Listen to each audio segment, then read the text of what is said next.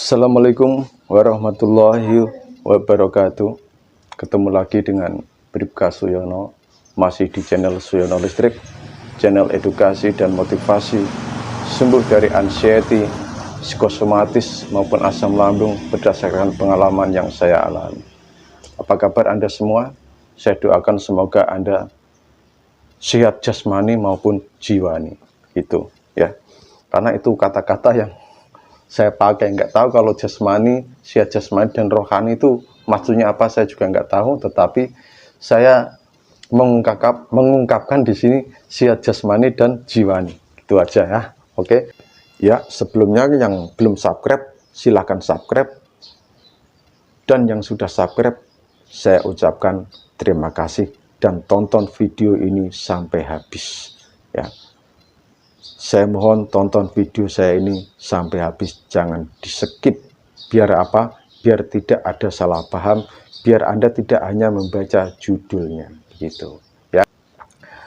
Ya, mau dinas tetapi saya masih punya yang namanya beban moral ya. Beban moral di sini artinya saya harus memberi motivasi pada Anda semua. Kalau Anda bertanya-tanya, Bapak Suyono ini bikin konten terus, apa yang dikejar? Apa dolar? Bayaran YouTube itu berapa sih? Begitu, saya tanya.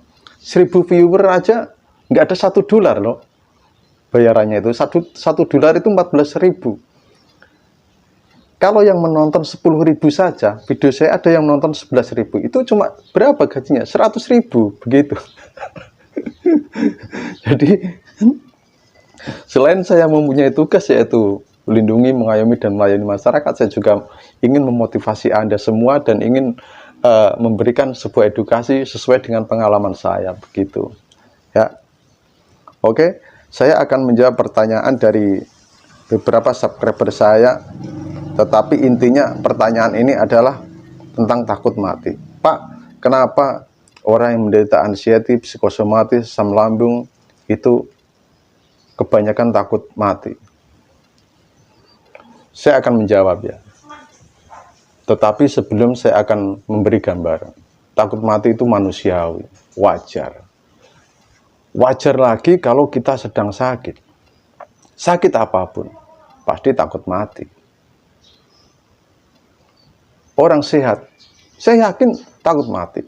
Kalau orang sehat tidak takut mati, tidak pernah ingat mati, justru itu menjadi tanda tanya, begitu ya.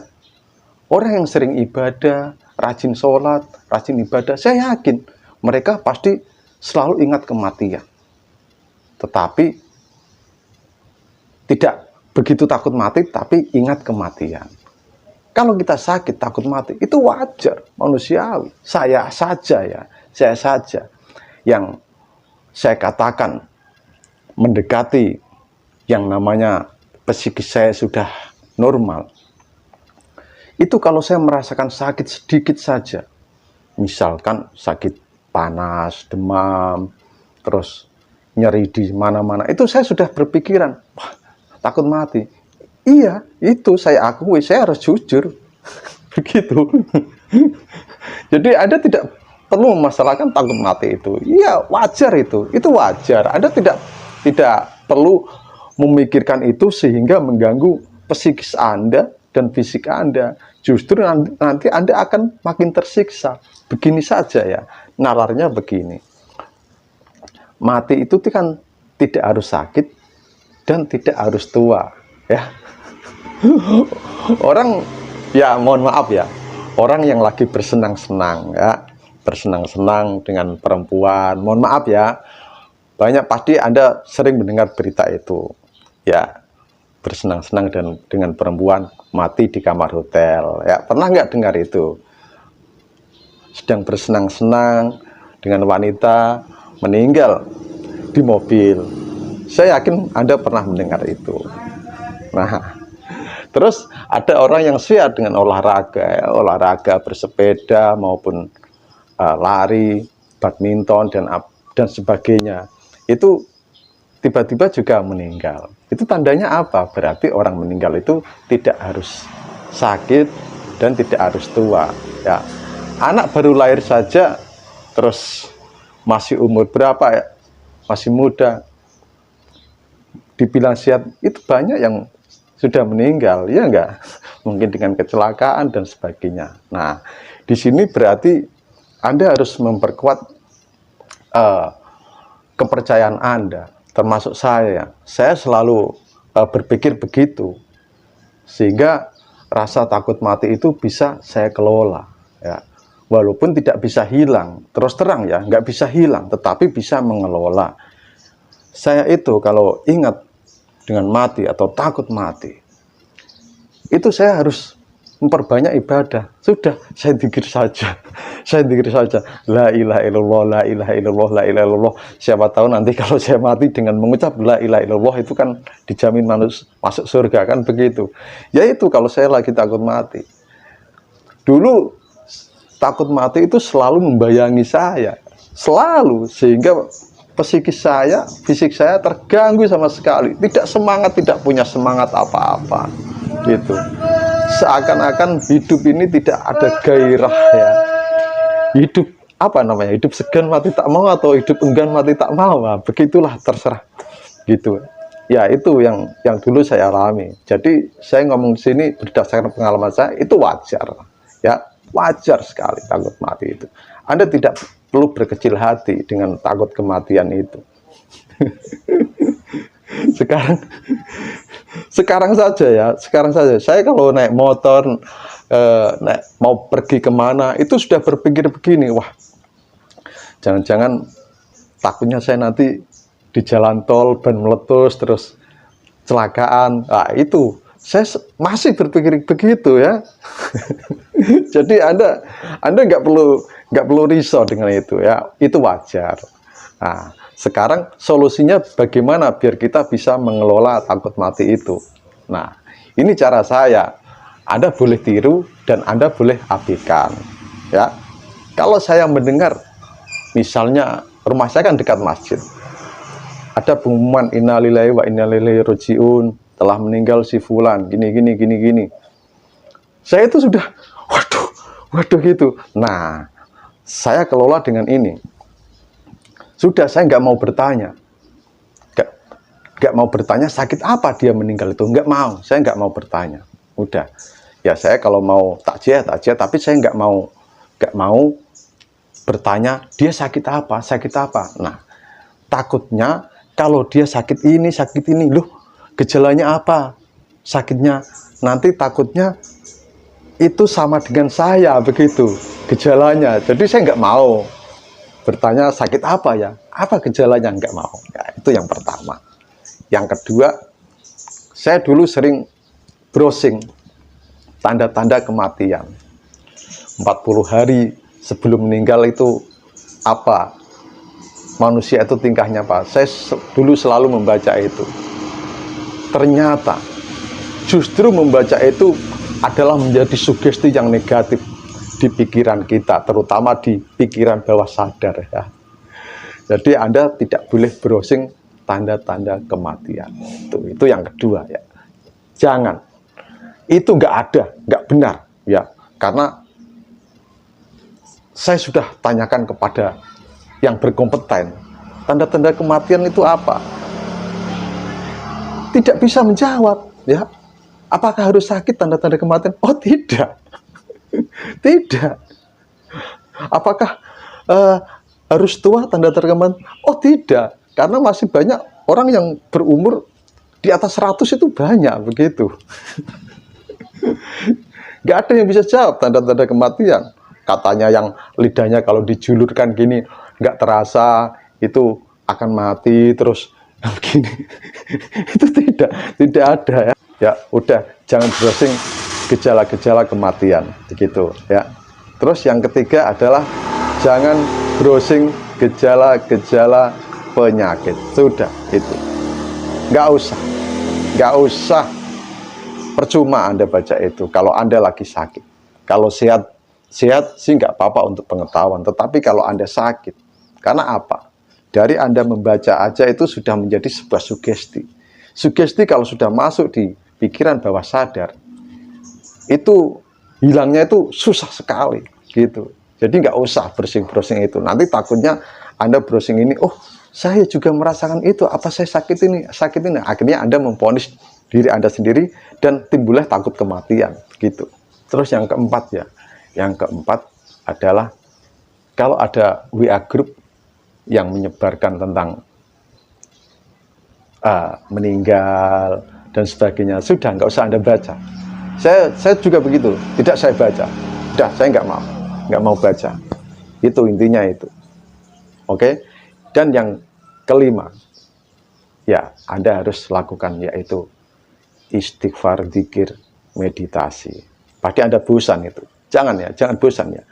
Istighfar aja, zikir, meditasi. Nanti kalau Anda sudah istighfar terus, Anda meditasi, terus Anda zikir ya. Nah, itu nanti pikiran bawah sadar Anda itu akan masuk asma-asma Allah. Ya.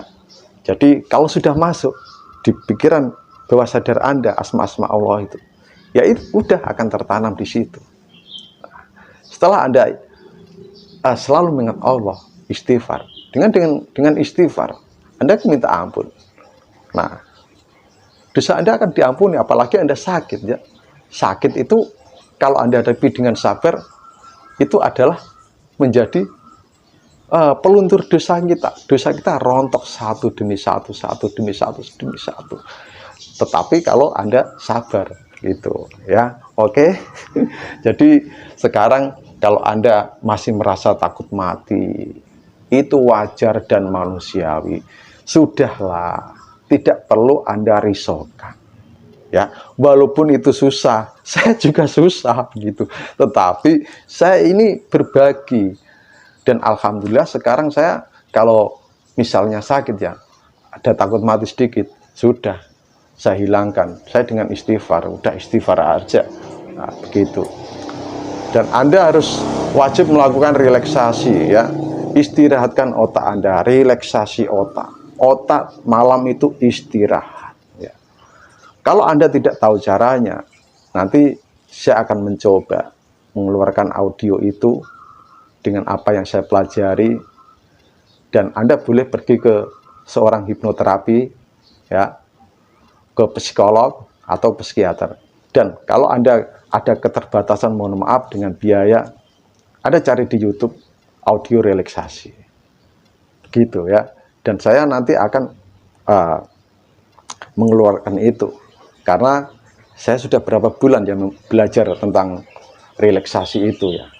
Relaksasi atau hipnosis, saya belajar hipnosis itu sudah berapa bulan, lupa saya, dari bulan ya pokoknya udah lama lah begitu. Oke ya, jangan Anda risau dengan takut mati, karena takut mati itu adalah manusiawi, wajar. Saya pernah mensurvei orang-orang ya yang sehat loh, orang yang sehat. Saya tanya, kamu kalau hari ini mati takut nggak? Oh takut. Kamu kalau bulan nanti mati takut nggak? Takut. Nah, berarti apa? Takut mati itu manusiawi, tidak ada aja ya. Orang sehat pun takut mati begitu. Sudah. Dan sakit Anda, anxiety psikosomatis, itu tidak berbahaya ya. Jadi begini, saya sudah ungkapkan berkali-kali.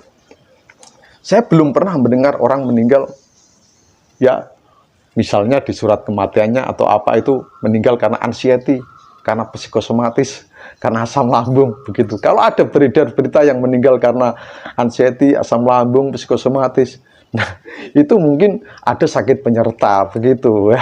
Ada sakit penyerta yang lain yang tidak diungkapkan begitu. Padahal penyebabnya itu sakit bawaan ya, tidak anxiety, psikosomatis, asam lambung itu. Nah, terus ini ada pertanyaan yang masalah vaksin ya. Kenapa saya tidak pernah mengeluarkan video tentang vaksin? Karena vaksin ini saya yakin sudah dibahas oleh motivator-motivator yang lain gitu.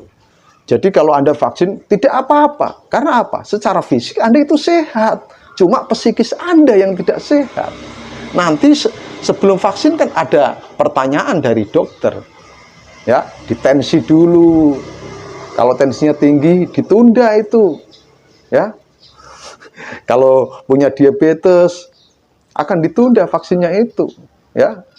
Jadi Anda tidak perlu takut vaksin, nggak apa-apa. Anda itu sehat. Yang nggak sehat itu psikis Anda begitu ya. Vaksin saja. Ini malah ada yang apa, Pak, saya setelah vaksin kok malah rasanya nano-nano. Itu bukan vaksinnya, itu perasaan Anda yang nano-nano ya. Anda sebelum vaksin itu sudah takut, wah jangan-jangan saya divaksin nanti begini, jangan-jangan begini. Akhirnya itu menjadi sugesti. Sugesti kalau sudah masuk di pikiran bawah sadar, itu akan lama hilangnya. Makanya setelah Anda vaksin, karena sudah tersugesti dengan kata-kata sebelum Anda vaksin, ya sudah, itu akhirnya terjadi. Bukan terjadi, itu pikiran Anda yang menjadikan. Bukan terjadi, tapi pikiran Anda yang nano-nano begitu ya. Perlu Anda tahu, kenapa harus takut vaksin? Saya sudah 2 kali vaksin, udah lengkap. Malah pertama saya setelah nakes baru Polri itu. Udahlah, jangan takut vaksin, nggak usah takut. Vaksin nggak takut. Vaksin itu membentuk kekebalan, tidak perlu takut ya. Sudah, kalau Anda mau vaksin, vaksin saja. Terus ini ada pertanyaan lagi, Pak, saya itu seperti di alam lain, di alam mimpi, suka berteriak ingin bunuh diri. Nah, itu sudah saya bahas ya. Sudah saya bahas. Kalau Anda tonton video saya yang 8 sensasi, yang apabila Anda mengalami itu, Anda harus lebih mendekatkan ke arah agama. Dan pergilah ke seorang psikolog maupun psikiater gitu. Atau Anda bisa menyembuhkan diri sendiri, self healing, yaitu dengan apa? Relaksasi, meditasi, istighfar, zikir, gitu ya. Nah, terus ini, Pak, saya sudah diruqyah, tetapi masih saja belum sembuh. Bahkan orang yang meruqyah saya itu, dia bilang kalau saya ditempelin makhluk halus. Jadi begini ya, bukannya saya tidak percaya dengan apa ya, tentang begitu-begituan. Kita itu ya manusia harus percaya sama yang gaib. Percaya, dipercayai saja yang gaib. Nggak perlu ingin tahu, wah genderuwo itu bentuknya gimana, ini nggak ingin perlu tahu itu. Yang penting Anda percaya saja ya yang gaib, karena itu sudah ada di Al-Quran. Kalau kita itu harus percaya sama yang gaib gitu ya. Kalau Anda diruqyah katanya ditempelin makhluk halus, harusnya yang meruqyah itu bisa mengeluarkan dong makhluk halus itu ya. Ruqyah kalau zaman dulu ya, zaman Nabi itu hanya dibacain Al-Fatihah atau Al-Quran. Selanjutnya mungkin ditiupkan di air, diminum. Tidak ada bumbu-bumbunya. Wah, kamu ditempelin misalnya ular, terus 5.000 jin, berapa ribu jin, itu tidak begitu ya. Kalau saya mohon maaf, bukannya saya tidak percaya sama yang gituan ya. Saya percaya yang gaib. Tetapi kalau ruqyah itu zaman dulu, itu zaman Nabi, itu hanya dibacakan Al-Fatihah atau surat Al-Quran begitu ya. Selanjutnya diminumkan ya. Nanti Anda itulah sama, kalau Anda dekat dengan Buya Yahya, silahkanlah di Buya Yahya itu tanya masalah ruqyah itu bagaimana. Karena saya ini mengutip juga dari guru besar Buya Yahya gitu ya, karena saya pengikut setia, atau di YouTube-nya Buya Yahya itu selalu saya ikuti. Saya ingin sekali pergi ke pondok pesantrennya, tetapi apa daya jauh sekali begitu ya. Jadi saya hanya bisa mengikuti kajian-kajiannya dari YouTube. Nah itulah, itu juga saya ngomong begini itu tidak ngomong asal, tetapi saya harus ada pedomannya begitu. Oke ya. Mungkin hanya itu saja. Tetap semangat ya, badai pasti berlalu. Tidak ada badai yang tidak berlalu, semua pasti berlalu ya. Angin topan saja hanya sebentar, tidak mungkin angin topan itu bisa berbulan-bulan, berminggu-minggu, itu tidak ya. Oke. Santai saja, lakukan relaksasi ya. Nanti saya akan tuntun Anda untuk memasuki alam tidur yang nyenyak, yang rileks itu. Oke, mungkin hanya itu saja. Wassalamualaikum warahmatullahi wabarakatuh.